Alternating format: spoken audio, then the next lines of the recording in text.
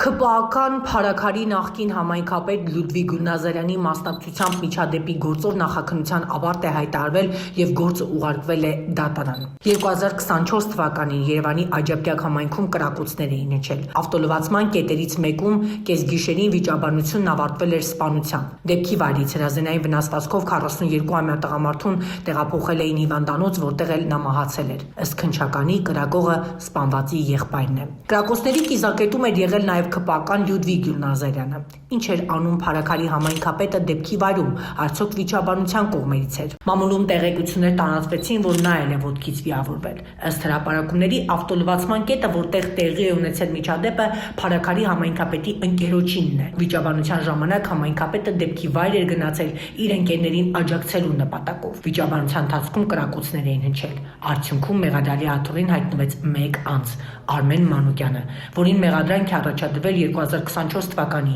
նոյեմբերի 15-ին ժամը 21:00-ից մինչև 22 նկած սահմաններում Երևան քաղաքի Նազարբեկյան թաղամասի 18/3 հասցեում ավտոտեղ սպասարկման և ավտոլվացման կետում ապօրինի կերպով կրած հրազենի գործադրմամբ փորձել է այլ անձանց կյանքի համար վտանգավոր եղանակով դիտավորությամբ ապօրինի կյանքի զրկել Վլադիմիր Բազայանին, սակայն հանցագործությունն իր կամքից անկախ հանգամանքներում չի իրագործվել։ Հայաստանի Հանրապետության քրեական օրենսգրքի 155-րդ հոդվածի 2-րդ մասի 7-րդ կետով նախատեսված հանցակազմի հատկանիշի վտանգավոր հետևանքի բացակայության հետևանքով։ Բացի այդ, իր դիտավորության մեջ ընդգրկված Վլադիմիր Բազյանին սպանելու հետևանքին հասնելու նպատակով գործադրված հանցավոր գործողությունների արդյունքում անուղղակի դիտավորությամբ այլ անձանց կյանքի համար վտանգավոր եղանակով ապօրինաբար կյանքից զրկել է, ցավալի է, բայց իր եղբորը Արթուր Մանուկյանին, ինչպես նաև ուղղակի դիտավորության միջին ծանրության մամնական վնասվածք է պատճառել Լյուդվիգ Գուլնազարյանին, որը